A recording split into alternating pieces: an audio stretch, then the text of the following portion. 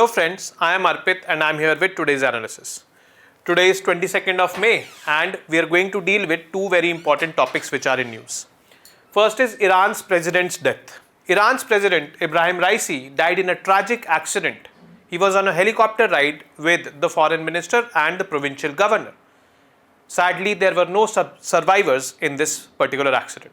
Iran, as of now, has appointed a new interim president, Mr. Mokhber. In 50 days, elections are planned in Iran, so let's see what happens. But yes, it is a big loss to the country and India is watching who will be at the helm of affairs because Iran is a very crucial player in West Asia. Next is first Indian to complete a suborbital trip. So this Indian, Mr. Gopi, is a commercial pilot and he completed this trip to the suborbital region, which is basically at that level which is below the orbit of the earth. 105 kilometers from the earth he went and came down in a 10-minute trip and he paid a whooping 3.75 crores for it. Space travel presently is for the rich. However, space travel is not only limited to the suborbital level. People have also gone as far as the International Space Station and are planning to go beyond that as well. Presently, around 50 people on the earth have traveled in the space and come back. So let's see the details of these two, I would say, topics. So Iran's president Ibrahim Raisi and foreign minister Hossein Amir Abdollahian, they died in a helicopter crash on Sunday. So he was Raisi and he was the foreign minister. About Raisi, if I talk about, Raisi was born in 1960 in a clerical family. See, Iran is a Shia country and in this country, the Shia clerics, the 12 Shia clerics, they are regarded as supreme. And one among them is called as the supreme leader.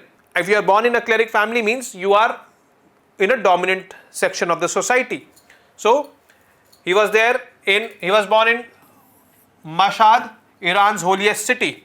He was educated in Islamic law and jurisprudence at the Qom Seminary, which is basically the most, I would say, regarded school of Iran, where Ayatollah Ruhollah Khomeini, the leader of the Iranian Revolution and founder of the Islamic Republic, taught. So Ayatollah Ruhollah Khomeini was the first supreme leader of Iran. He was very much instrumental in the Iranian Revolution. Iranian Revolution was that revolution according to which Iran was established as a Shia theocratic republic.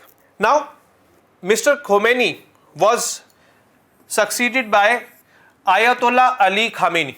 He was the second supreme leader and the present supreme leader also. So supreme leader is at the top and president is below the supreme leader. The supreme leader is chosen from those 12 Shia imams. Ayatollah is basically the name given to the imam and supreme leader is having all the powers. The president is having less powers than the supreme leader. So here Raisi being picked as a presidential candidate first in 2017, he lost during that time and again he was picked up in 2021 when he defeated the reformist candidate Mohsen Mehralizadeh. See, in Iran, the politics is about conservatists versus reformists. Raisi was a conservative. Reformists are those people who are wanting to give human rights to the people. They are wanting to uphold the rights of the women also. They are kind of more liberal and they are, I would say, more tolerant towards the West. These people, the conservatives, they are hardcore anti-West. So this guy, Ayatollah Ali Khamenei, who is presently the supreme leader, is a conservative. He was promoting Raisi in these elections. Raisi also a conservative and fortunately in 2021, Raisi won and became the president. So politics in Iran, as I already discussed, on one side are the conservatives and on the other side are the reformists. Conservatives implement religious codes, radical assertion against the Western imperialism and enjoy massive support in Iran, especially among the poorer sections of the population. This is one such, I would say, one such fact about them. Reformists, they do not enjoy popular support too much. They are more flexible both in domestic and international matters and they support greater rights for women, strengthening civil society and human rights. The tussle between conservatives and reformists has been the central theme in Iranian politics. Now, Iranian politics, at the upper layer is the supreme leader, then we have the president, So at this level, we got to know by conservatives versus reformists. This is there. So is this type of tussle at the supreme leader level also? Yes, actually yes.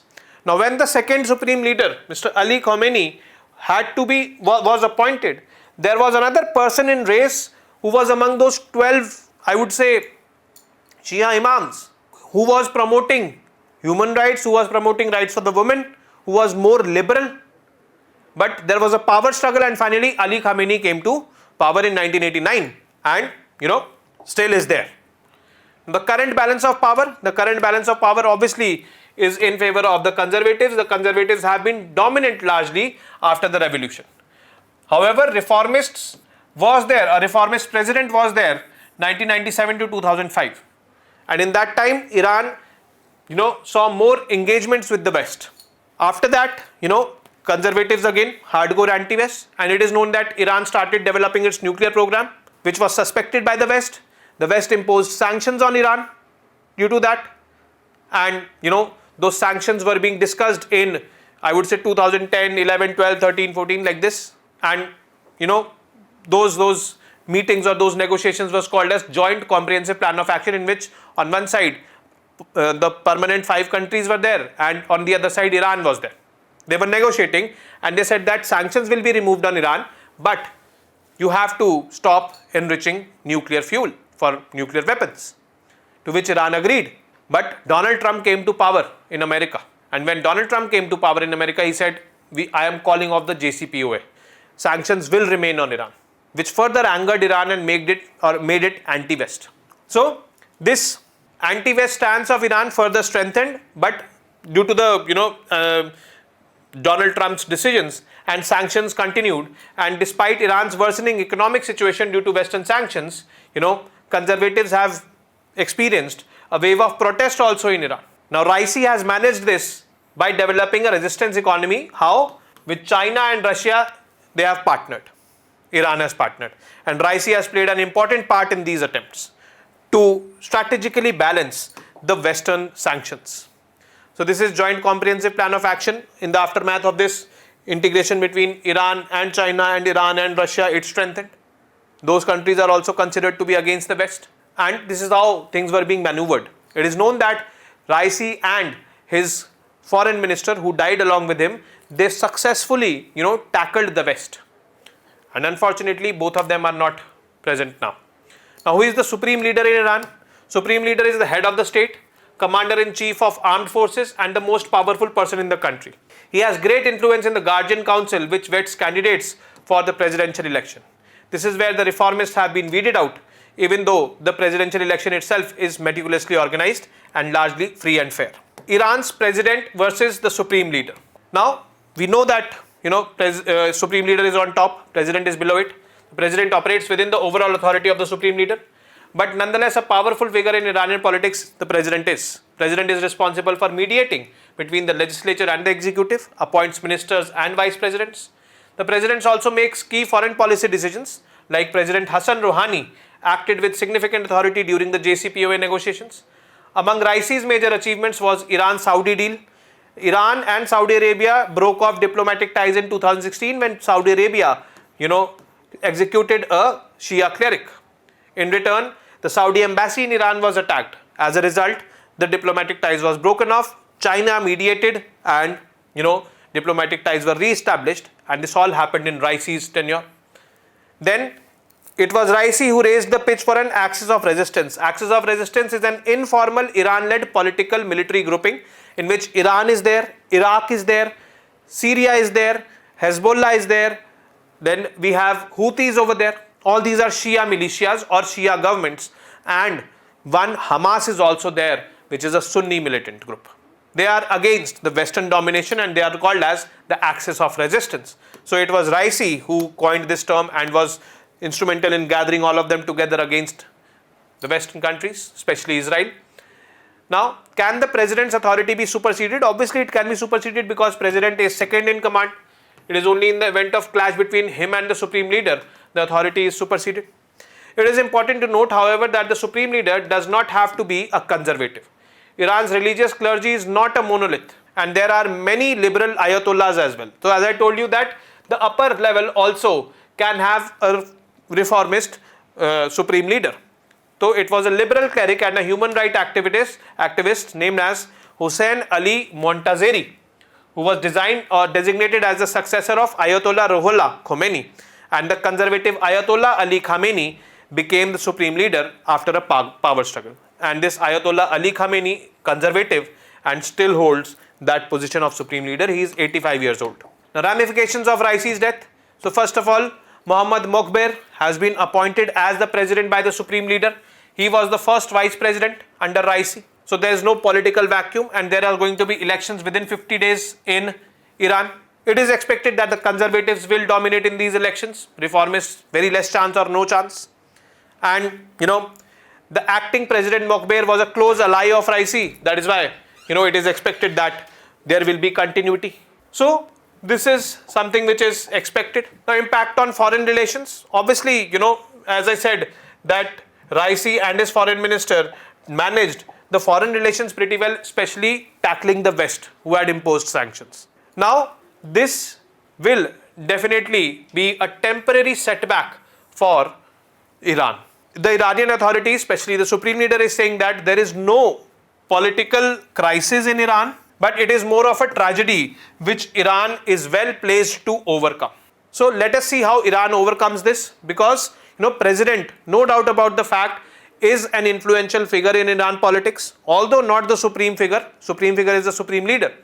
But yes, the main person on ground is the Iran president, and Iran's president has to be, such a person who is also in favor of India, because Iran is strategically important for India. It is important for India to encircle Pakistan. It is important for India to reach Afghanistan, to reach Central Asia, and most importantly, it is important for India to counter China's Belt and Road Initiative. Very recently, we have signed the contract of operations of Chabahar port for 10 years. That happened due to our good relations with Iran. So we need to have a friendly president, or at least a neutral president in Iran. So India is watching, and India is also saddened by the demise of President Raisi and his foreign minister. Next piece of news, first Indian to complete a suborbital trip. Now this is the guy. His name is Gopi Thotakura. India-born aviator and commercial pilot, went on a trip to the suborbital orbit, and it was a recreational trip, a 10-minute trip for which he spent crores. Now the journey, if I talk about the journey, from takeoff to landing, the whole journey lasted only about 10 minutes. It was of 105 kilometers. It was one of the shortest and the quickest trips to space. Now space travel actually begins at around 80 to 100 kilometers. So about 100 kilometers we can mention. There is a line called as Kármán line. So Kármán line, K stands for Kármán line. Below Kármán line is atmosphere of the earth, and above Kármán line is considered to be space. Below the Kármán line, all those spacecrafts or all those flying objects are called as aircrafts, and beyond Kármán line are called as spacecrafts. So we can see Kármán line through this image also, though here Kármán line is at 80 kilometers. But it is 80 to 100 kilometers, it is like this. So this particular, I would say, space flight took off from here, 105 kilometers, came back. It crossed the Kármán line obviously. So Gopi's journey was called a suborbital flight. Suborbital flight, orbital flight means you go up to that length where you can orbit the sun, orbit the earth like this. The orbit is this, where you will be able to orbit the earth. And obviously Gopi's flight was till here. So this is suborbital. Most of the space tourism happens over here in suborbital orbit. So it did cross the Kármán line. Yes, it was there in the picture, and it did not get into the orbit around the earth. Are longer journeys also possible? Yes, they are possible, but most of the journeys happen in the suborbital orbit. They are possible to the International Space Station. International Space Station is, here, 400 kilometers roughly. So till here also, people have gone. So it is like this. Dennis Tito, the first space tourist, went to the International Space Station in 2001. There are plans afoot for having much deeper space trips, means to the moon, orbiting the moon and all. But, as of now, we are sticking to suborbital space flights only. They are far away as of now. Now what are the costs involved? See, Blue Origin, who was the agency which took Mr. Gopi to space, did not reveal the price, but according to space.com, it costed somewhere around $450,000, which is around 3.75 crore for 10-minute flight. Means indeed rich people can go. A journey to International Space Station, how much it will cost? 160 to 210 crore rupees, 20 to 25 million dollars. Now as per NASA reports, SpaceX and Space Adventures are planning to offer a journey around the moon for about 70 to 100 million dollars, which will cost around 600 to 850 crore rupees. So as of now, space travel is quite expensive only for the rich. But let's see how cheap it gets. Now coming to the MCQs. First is, who is the current supreme leader of Iran? Ayatollah Ali Khamenei, Ayatollah Ruhollah Khomeini, Ibrahim Raisi, none of the above. You have to answer this. This is completely factual. Which of the following are part of axis of resistance? Quite simple it is. Consider the following statements and mark the correct one.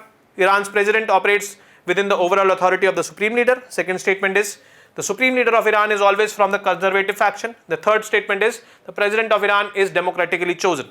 So among these, choose the correct option, correct combination. Then fourth is, the suborbital orbit is present only below 100 kilometers from the earth. Weightlessness is experienced in the suborbital orbit. Now be very careful, logical, commonsensical and aware to answer this question. Next is, the ISS is the laboratory of the earth in space. Second is, it is located at the Kármán line in space. Among these, which is correct? So mention your answers in the comment box. With this, we come to an end of today's session. I'll be seeing you tomorrow now with more such informative news pieces. Till then, you guys very well know what to do. Keep studying, keep reading, keep writing, and most importantly, keep revising. Namaste, Jai Hind.